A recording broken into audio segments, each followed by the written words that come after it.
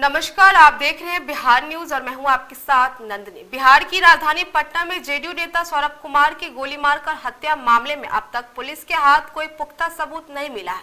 इस पूरे मामले की जानकारी देते हुए पटना पूर्वी एसपी भारत सोनी ने बताया कि घटना के बाद इस मामले में एसआईटी टीम का गठन कर मामले का अनुसंधान कराया जा रहा है। अनुसंधान के क्रम में जो प्रथम दृश्य बातें सामने आई है उसमें हत्या का कारण प्रॉपर्टी विवाद है। मृतक जमीन के कारोबार से जुड़ा हुआ था।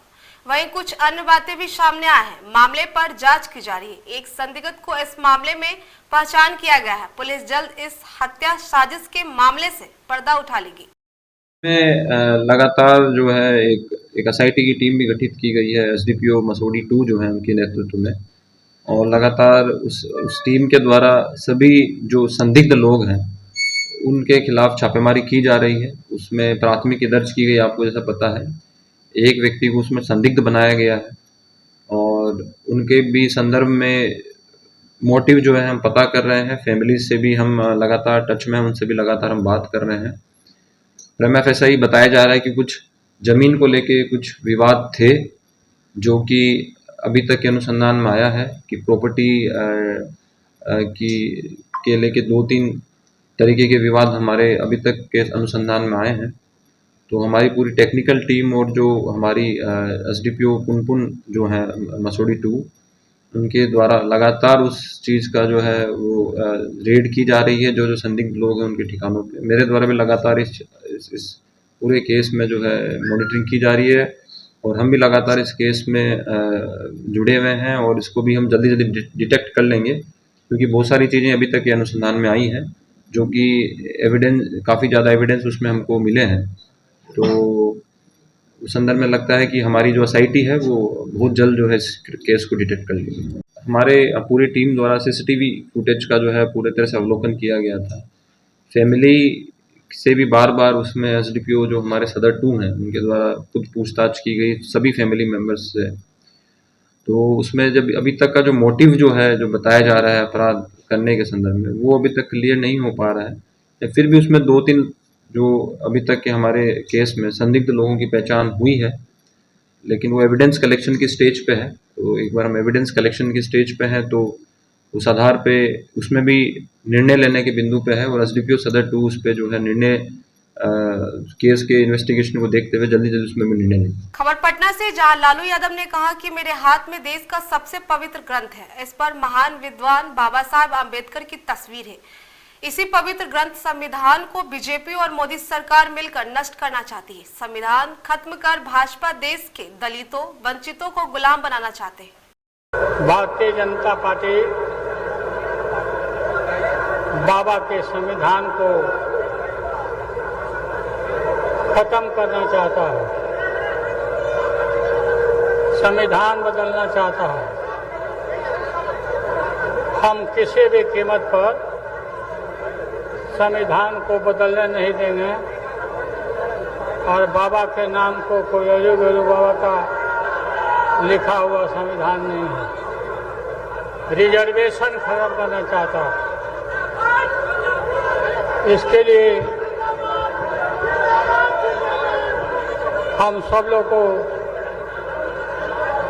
एकत्रित रहना है, जागरूक रहना है। जन स्वराज पदयात्रा के सूत्रधार प्रशांत किशोर ने कहा कि बिहार में विकास का आयाम यह है कि दलित के बाद सबसे गरीबी और फटियाली मुसलमानों की है। 17 महीने से हम पैदल चल रहे हैं। किसी मुसलमानों के गांव में हमने यह महसूस किया है कि मुसलमानों के जो छोटे गांव हैं वो भी ठीक है। मुसलमानों के जो 3000 से अधिक वाली आबादी वाली जो गांव है उनकी हालत सबसे ज्यादा खराब है। हमने जब जानने की कोशिश की, सर्वे कराया, तो पता चला कि 3000 से ज्यादा मुसलमानों वाले गांव को चिन्हित कर लिया गया है। जब कोई बीजेपी और जेडीयू का नेता जीत कर आता है तो उन्हें पता होता है कि यही वो गांव है जहां 3000 से ज्यादा मुसलमान इस गांव में रहते हैं। यही कारण है कि एमपी और या सांसद इस इलाके में जाते ही नहीं है। वो सुनिश्चित करते हैं कि आपके गांव, आपके घर, आपके बच्चों के लिए कुछ भी काम ना हो। में दलितों के बाद सबसे ज्यादा गरीब, बदहाल, फटेहाल मुसलमान हैं। हम ये अपने अनुभव से भी बता रहे हैं। जितने दिन से हम पैदल चल रहे हैं, किसी भी मुसलमान के बड़े गांव में चले जाइए, हमने ये अनुभव किया चलते हुए मुसलमानों के छोटे गांव तो फिर भी कुछ ठीक है, जो मुसलमानों के 3000 से ज्यादा आबादी वाले गांव हैं, उन गांवों की हालत सबसे ज्यादा खराब है। क्यों है ये हमने अध्ययन कराया तो पता चला कि जो 3000 से ज्यादा आबादी वाले मुसलमानों के गांव हैं, उन गांवों को राजनीतिक तौर पर चिन्हित कर लिया गया है। जब कोई भाजपा का जदयू का जीत कराता है तो उसको मालूम है कि यही वो गांव है जहां से 3000, 4000, 5000 वोट हमारे खिलाफ पड़ा है, तो वो एमएलए, वो सांसद ये जाता ही नहीं है, सुनिश्चित करता है कि आपके गांव में आपके बच्चों के लिए, आपके घर के लिए कुछ भी काम न हो। और जब वहां आरजेडी जीत कर आती है तो उसको भी मालूम है कि 4-5 हजार मुसलमान का वोट है, ये तो पक्के है, जाएगा कहाँ, यहाँ काम कराने का क्या फायदा है, जो पैसा आया है तो बगल का हिंदू के गांव में काम करा। मंत्री हरीश सहनी ने वीआईपी पार्टी के चीफ मुकेश सहनी पर हमला बोला है और उन्होंने कहा है कि जिस तरीके से वह खुद गर्ज हो गए हैं, ये वही मुकेश सहनी थे जिन्होंने कहा था कि आरजेडी ने उनके पीठ में खंजर भोंका है, बीजेपी ने उनको क्या इज्जत नहीं दिया। लेकिन पहले भी उनको जब टिकट दिया गया था तो उन्होंने किसी निषाद समुदाय को टिकट नहीं दिया। इस बार भी उन्हें 3 टिकट दी गई है, लेकिन इस बार भी उन्होंने निषाद समुदाय के किसी भी उम्मीदवार को टिकट नहीं दिया। वह क्या बोलेंगे?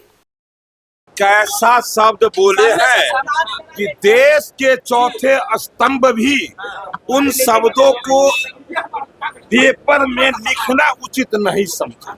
कितना घृणित। लेकिन इस व्यक्ति को पता नहीं है, ये कभी बोले थे कि आरजेडी हमारे पीठ में खंजर मारने का काम किया, और मैं कहता हूं कि ये व्यक्ति राजनीति में जिसने जन्म दिया उसके भी पीठ में खंजर मारा। और जिस भारतीय जनता पार्टी ने एक बेहतर पहचान दिया, 11 टिकट दे करके उसको भी पीठ में खंजर मारा।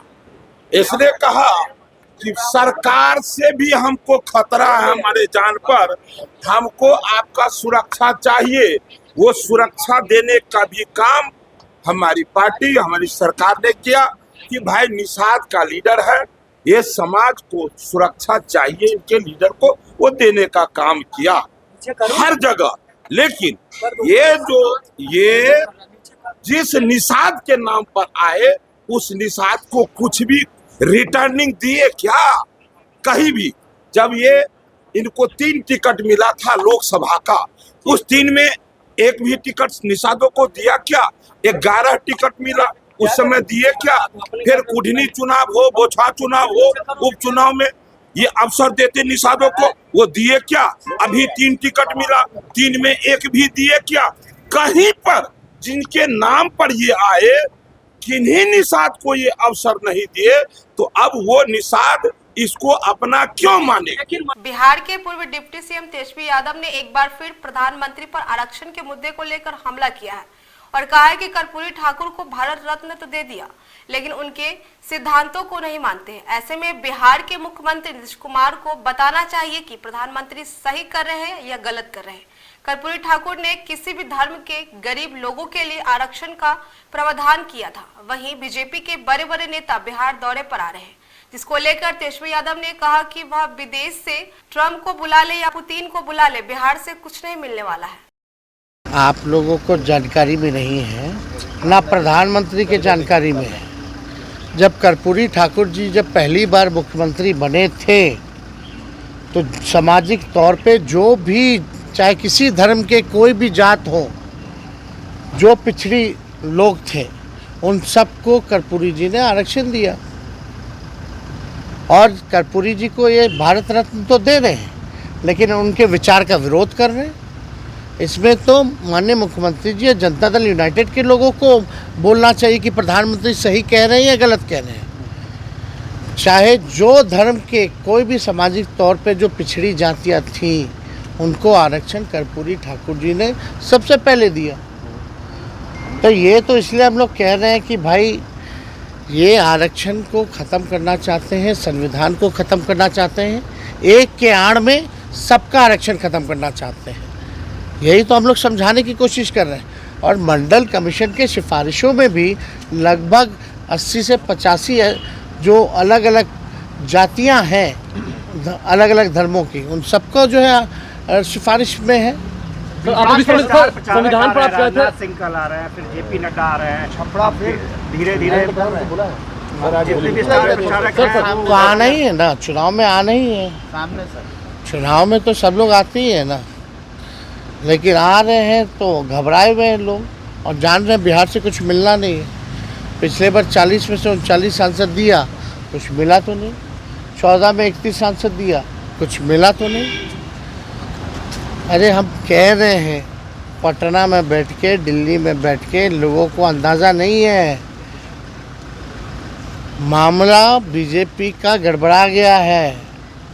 और जो हम पहले दिन से कह रहे हैं, बिहार जो है चौंकाने वाला रिजल्ट देगा, वो दे रहा है। भागलपुर जिले के साकुन प्रखंड के दरियापुर पंचायत के दरियापुर गांव में बिहार सरकार के जमीन पर रह रहे महादलित परिवार के सैकड़ों घरों को भूमाफियाओं द्वारा जमीन पर अवैध कब्जा करने का प्रयास किया गया। इस घटना की जानकारी जेडीयू अनुसूचित जाति के जिला अध्यक्ष महेश दास एवं दरियापुर पंचायत के पंचायत समिति सदस्य राजकुमार दरियापुर गांव पहुंचकर महादलित परिवारों से मुलाकात की। सजोर थाना पुलिस मौके पर पहुंच मामला को शांत कराते हुए न्यायालय के शरण में जाने की बात जो इस घटना को लेकर जेडीयू अनुसूचित जाति के जिला अध्यक्ष महेश दास ने भी अंचल अधिकारी साकुन सजोर थाना पुलिस को दूरभाष पर भी जानकारी देते हुए कानूनी कार्रवाई की मांग की है। जैसे घर तोड़वा के मेरा सबका जमीन है, अगर 50 साल से हमारा बाप दादा गुजर गया, अब हम लोग कहाँ जाएंगे? बच्चा बुतरू कौन कर रहा है? वो बगीचा वाला बोल रहा है, बाभन है उसका नाम है दिलीप झा, भूति झा, मदन झा, मुखिया जी, उसी सबका बगल में बगीचा है। हम लोग बिहार सरकार में रहे हैं, बाप दादा भी मर गया, अब हम लोग कहाँ जाएंगे घर द्वार छोड़ के? इंदिरा आवास मिला है और सरकारी दुकान भी मिला है, दुकान चलाते हैं, खाते कमाते हैं। अगर विकलांग है, गरीब आदमी है, घर द्वार छोड़ करके कहाँ जाएंगे? कोई व्यवस्था कहीं नहीं है। सूचना दिए पुलिस को और पुलिस को सूचना दिए सजौर थाना में, वो सब आया समझा के गया और फिर आ करके आज उजाड़ दिया, घेरा हुआ और पलोटीन वाला भी घुस गया उधर। वार्तालाप तो ये लोग तो हमको लगता है 50 वर्षों से यहाँ रह रहा है और जो ज़मीन की स्थिति देखने और सुनने में जो आ रही है वो तो भारत सरकार का ये ज़मीन और कुछ बिहार सरकार की भी ज़मीन है। तो ये लोग यहाँ रह रहे हैं। अब रही बात कि वो लोग कुछ जो भूमाफिया लोग हैं, इसको अवैध तरीके से हटाने का जो प्रयास किया जा रहा है वो गलत। और इस पर हमने थाना अध्यक्ष से भी बात किया, सजौर थाना अध्यक्ष से, सीओ से भी बात किया, तो उन्होंने आश्वासन दिया कि शनिवार को हम जनता दरबार में दोनों पक्षों को बुलाए हैं, जो भी उचित कानूनी प्रक्रिया होगी वो कार्रवाई होगी। बिहार सरकार के मंत्री और भाजपा के दिग्गज नेता बुधवार को प्रेम कुमार बेगूसराय पहुंचे, जहां भाजपा के कार्यकर्ताओं ने उनका गर्मजोशी से स्वागत किया। इस मौके पर आयोजित एक प्रेस वार्ता में प्रेम कुमार ने कहा कि वो लगातार लोकसभा क्षेत्रों के दौरे पर है। अब तक जो फीडबैक मिल रहा है उनके हिसाब से देश के लोकप्रिय और जन जन के नेता नरेंद्र मोदी को लेकर लोगों का झुकाव देखने को मिल रहा है। इसकी वजह यह है कि पिछले 10 सालों में शासनकाल में प्रधानमंत्री नरेंद्र मोदी ने सब कुछ को जिंदा करने का काम किया है। उन्होंने परिवारवाद का जिक्र करते हुए कहा है कि परिवारवाद का मतलब लालू प्रसाद है, जिसमें रोहिणी आचार्य, मिशा भारती, तेजस्वी यादव और तेज प्रताप शामिल है। अभी लोकतंत्र का महापर्व चल रहा है और देश में चुनाव का तीसरे चरण के दौर से हम गुजर रहे हैं। 2 चरणों के मतदान हुए हैं और मतदान में मैं देख रहा हूँ रुझान भारतीय जनता पार्टी एनडीए के प्रति जाकर के, और दोनों चरणों में मैं घूम कर स्वयं आ रहा हूँ। पहले चरण में मैं गया था स्वयं, मतलब नवादा, जमुई, औरंगाबाद। दूसरे में बांका, भागलपुर, पूर्णिया, कटिहार, किशनगंज में गया था। काफ़ी उत्साह लोगों में देखा जाकर, और माननीय मोदी जी के प्रति लहर है विकास का। जो उन्होंने विकास किया है, हर घर में उज्ज्वला योजना, हर घर में मुफ्त का राशन, हर घरों को जो उन्होंने योजना दी है जाकर के सरकार ने जाकर के, उससे लोगों में काफ़ी आकर्षण है जाकर के। हर व्यक्ति को लग रहा है कि माननीय मोदी जी ने जिस तरह से पूरे बिहार में, देश में सड़कों का जाल बिछाया जा करके है, पूरे बिहार में जो नेशनल हाईवेज हमारा जा करके है, नदियों पर पुल बनाए जा रहे हैं, रेलवे सेक्टर में काम हुआ है, एजुकेशन हेल्थ में जो काम हुआ है, और बिहार में देख रहा हूँ डबल इंजन की सरकार बहाल हो गई है। तो जनता चाहती है कानून का राज, विकास। तो हम कानून का राज के पक्षधर हैं। जब सरकार में हम आए हैं कानून का राज को बहाल करने का काम किया है और विकास हमारी प्राथमिकता है। उसी के आधार पर मुझे पूरा भरोसा है कि जनता का आशीर्वाद माननीय मोदी जी को और माननीय गिरिराज जी को, कि मोदी जी ने जो काम किया है भारत के इतिहास में स्वर्णिम काल माना जाए, गोल्डन पीरियड जाएगा। और गांव, गरीब, किसान, महिला, नौजवान सबकी चिंता उन्होंने की है। लगभग 175 योजनाओं को लॉन्च उन्होंने किया करके, उन योजनाओं का लाभ हर व्यक्ति ले रहा है करके, तो लोग चाहता है तो वैसे ही सरकार हो। गुरु प्रकाश पासवान, राष्ट्रीय प्रवक्ता भाजपा ने पटना में प्रेस वार्ता का आयोजन किया, जिसमें कांग्रेस और आरजेडी पर जमकर हमला बोला और कहा कि मनमोहन सिंह ने कहा था कि देश में संसाधनों पर पहला हक मुसलमानों का है। ये कहां तक SC/ST के लिए जायज है? इंडिया अलायंस को सावधान होना होगा। राजीव गांधी ने सदन में कहा था कि मंडल कमीशन अगर लागू होगा तो देश में विरोध शुरू हो जाएगा। ये लोग SC/ST के हक के खिलाफ है, लेकिन केंद्र की मौजूदा सरकार ऐसा होने नहीं देगी। प्रधानमंत्री ने कहा था कि जब तक मैं जीवित रहूंगा आरक्षण खत्म नहीं होने देंगे, SC/ST भाई बहनों का हक नहीं मरने दूंगा। कि आप चाहे जितना हथकंडा अपनाइए, लेकिन संविधान हमारे लिए एक पवित्रता का विषय है, हमारी आस्था का केंद्र है। संविधान दिवस 26 नवंबर को कब मनाना शुरुआत हुआ? अब हुआ। बाबा साहेब अम्बेडकर के जन्मदिन पे राष्ट्रीय अवकाश कब घोषित हुआ? तो अब हुआ। बाबा साहेब से जुड़े स्थानों को पंचतीर्थ घोषित कब किया? तो अब किया गया। तो साथियों, सावधान रहना है। आपके माध्यम से मैं आग्रह करता हूं देश की जनता से कि इनके इस भ्रम में ये भ्रमित करेंगे, संविधान के नाम पे ठगेंगे, आरक्षण के नाम पे ठगेंगे, लेकिन मजबूती से हमें काम के आधार पर मूल्यांकन करना है। कौन परिवार की बात करता है, कौन पराक्रम की बात करता है। इसलिए साथियों, मुझे लगता है आज स्थिति स्पष्ट है। 2 फेज के चुनाव के बाद ये लोग बरगला गए हैं, हड़बड़ा गए हैं, कुछ भी अनाप शनाप बोल रहे हैं। कोई तर्क नहीं है, कोई तथ्य नहीं है। जमुई जिला के सिकंदरा थाना क्षेत्र के कर्मा गांव में दबंगों ने यज्ञ मंडप के पास काम कर रहे प्रसादी यादव एवं उनके पुत्र धर्मेंद्र यादव, हरे राम यादव एवं बहू पिंकी यादव को मारकर घायल कर दिया है। आमजनों की मदद से सभी घायलों को सिकंदरा सामुदायिक स्वास्थ्य केंद्र लाया गया है। इस दौरान घायल बहू पिंकी देवी ने बताया कि गांव के ही गौतम सिंह, सत्यम सिंह, गौरव सिंह सहित 4 लोग मिलकर गाली गलौज करते हुए बेरहमी से मारपीट करने लगे, जिसमें पति, देवर और हमारे ससुर घायल हो गए हैं। वहीं मारपीट में ज़्यादा चोट लगने के कारण गंभीर रूप से घायल प्रसादी यादव और हरे राम यादव को जमुई रेफर कर दिया गया है। पिंकी देवी। पति का नाम? हरे राम यादव। घर? कर्मा। क्या मामला है? मतलब कि वहाँ पर ही जगशाला है।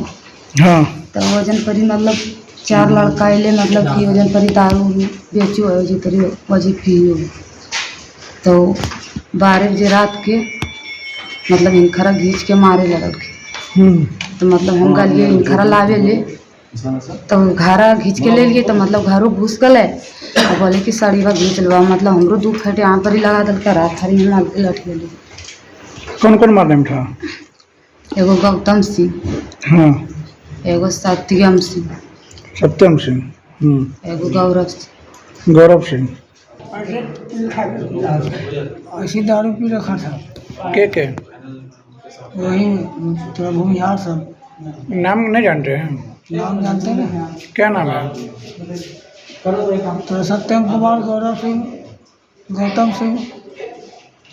HPS कॉलेज निर्मली सुपौल मैदान में आयोजित जनसभा में संबोधित करते हुए मुख्यमंत्री नीतीश कुमार ने कहा, महिलाओं के उत्थान के लिए जब से हमारी सरकार बनी है कितना काम हुआ है आप सभी जानते हैं। प्राथमिक स्वास्थ्य केंद्र में पूरे बिहार में 29 मरीज की एंट्री होती थी। आज हर महीने प्राथमिक स्वास्थ्य केंद्र में 11,000 लोग प्राथमिक स्वास्थ्य केंद्र पहुंचते हैं। 2005 से पहले हिंदू मुस्लिम के लिए कितना झगड़ा होता था। मदरसा के लिए कोई सुविधा नहीं थी।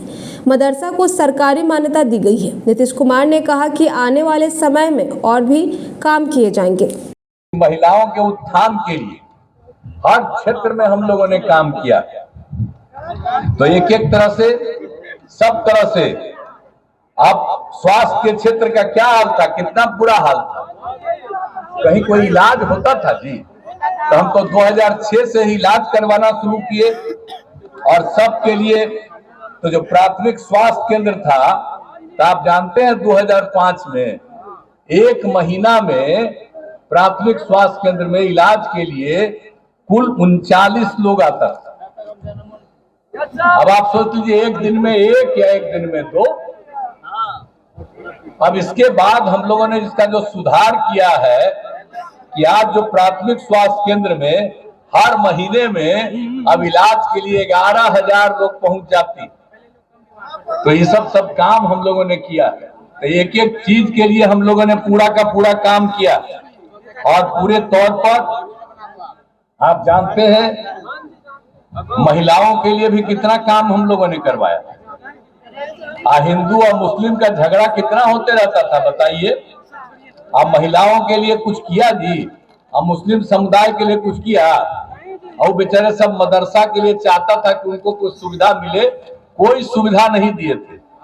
आई जब वोट होता है तब मुस्लिम का वोट लेना चाहते हैं तो हम तो मुस्लिम समुदाय के सब लोगों को कहेंगे कि क्या हाल था, आपके मदरसा को सरकारी मान्यता दी गई थी, अरे हम ही लोग आए तो हम ही लोग ने मान्यता दी गई, और जो मदरसा है उसमें वेतन हम जो दे। मधुबनी जिला के लोकहई प्रखंड के पिपरोन में चुनावी जनसभा का आयोजन किया गया, जिसमें नीतीश कुमार के द्वारा बिहार में 40 सीट एवं देश के लिए 465 से अधिक सीटों पर जीत दिलाने के लिए जनता से मांग किया गया। नीतीश कुमार के द्वारा संबोधन में कहा गया कि आप लोग रामप्रीत मंडल को वोट देकर आशीर्वाद दीजिए, जिससे देश में तेजी से विकास होगा और नरेंद्र मोदी के कार्यकाल में बिजली एवं पंचायत भवन एवं अन्य क्षेत्रों में काफी तेजी से कार्य हुआ है और आगे भी कार्य होगा। सब लोग हम लोग मिल करके आप समझ रहे हैं कि आप लोगों ने हम लोगों का पूरे तौर पर भारतीय जनता पार्टी के तरफ से भी पूरे देश में जो काम किया जा रहा है, हम तो यही आपको कहेंगे कि हम लोगों के उम्मीदवार को जिताइए, रामप्रीत मंडल जी को। हम तो चाहते हैं कि पूरे बिहार में 40 सीट लड़ना है, 40 सीट जीत जाए, और देश भर में तो हम चाहते हैं कि 4,000 से 400 से ज्यादा सीट हम लोग जीत जाएंगे। आदरणीय नरेंद्र मोदी जी फिर प्रधानमंत्री बनेंगे। मान कराया गया, बिजली के क्षेत्र में भी सारा काम करवाया गया, सिंचाई सुविधा की गई है, और पंचायत सरकार भवन के बारे में हम लोगों ने सोच लिया है। आप तो जानते ही है ना कि उसका नाम हम ही दिए पंचायत सरकार भवन। केंद्र सरकार है, राज्य सरकार है, अब पंचायतों में भी हम ही नाम दे दिए पंचायत सरकार। बड़ी खबर मसौढ़ी अनुमंडल के धनरुआ प्रखंड के नदवा पंचायत के नदवा से आ रही है, जहां विद्युत सब स्टेशन में भयंकर आग लग गई है, जिसमें विद्युत उपकरण जलकर खाक हो गया है। आग लगने की वजह खेत में जल रहे पुआल से उत्पन्न चिंगारी की वजह बताई जा रही है। सूचना मिलते ही फायर ऑफिसर जयंत शर्मा की पूरी टीम 4 दमकल गाड़ियों के घटनास्थल पर पहुंचकर कड़ी मशक्कत के साथ आग पर काबू पाया गया, लेकिन तब तक सब कुछ जलकर खाक हो गया था। तस्वीरों में आप देख सकते हैं कि किस तरह से भयानक आग लगी हुई है। जी, मैं इस आगजनी के संबंध में कहना चाहूँगा कि आज अभी जो नदवा में अभी आग लगा हुआ अभी बुझा नहीं है, मतलब अग्निशमन विभाग आग बुझाने में लगे हुए हैं। तो इसमें हम कहना चाहेंगे कि जितने भी किसान हैं उन्हें भी खास करके सरकार की तरफ से दबाव देना पड़ेगा कि कोई पराली न जलाए गेहूं का। हमको जैसा कि लगता है कि नदमा 4 लेन और नदमा नीमा के बीच में ये जो गेहूं का जो पराली उसके द्वारा जो जलाया गया है, तो जिसका कारण भी है कि लगभग हम देख रहे हैं कि कम से कम 50-100 बीघा ज़मीन जो है वो पूरा काला हो चुका है। और उसी के बीच में वो बिजली जो ठेकेदार होते हैं कंपनी का, वो कंपनी का जो अपना सामान रखने का जो रूम बना हुए थे, जगह बना हुए थे, वहाँ पे लगभग 4-5 एकड़ में उसमें भी आग लगा है। लेकिन उसमें एक बात और कहना चाहेंगे कि उसमें बार बार चोरी की घटना हुई है। इसके पहले भी उसमें सामान कुछ अंदर के मिली भगत से भी लोग के सामान भी चोरी हुआ करता था। हम लोग को जो है ज्ञात सूत्रों से पता चलता था कि वहाँ ऐसा ऐसा होता है, लेकिन अंदर का मामला है। लोग यहाँ का कोई लोकल उसमें नहीं रहते हैं, बाहर ही रहते हैं, और लोग क्या खिचड़ी पकाते हैं हम लोग को पता नहीं है। तो ये इसमें अभी हम देखें कि वो लोग आग बुझवाने की कम बात, और जो अग्निशमन विभाग अपना काम कर रहा है और ये लोग सिर्फ वीडियो बनाने में लगे हैं। जहाँ जहाँ कुछ सामान रखा हुआ है वहाँ अपना अपना वीडियो बना रहे हैं। तो कहीं ना कहीं हमें ये भी लगता है कि हमारे जो थाना अध्यक्ष महोदय हैं, जो भी हमारे हैं, ये जांच का विषय बनता है, क्योंकि ये लोग कहीं ना कहीं इसमें अपना इंश्योरेंस निकालने की भी बात कर रहे होंगे। तो यहाँ चोरी चकारी भी इनके प्लांट में होता है और प्लांट में जो चोरी होता है न थाना को पता है, न स्थानीय मुखिया सरपंच को पता है। और ये आज जो आग लगा है इसमें कुछ पराली का भी हाथ है, पराली से भी इनका जला है।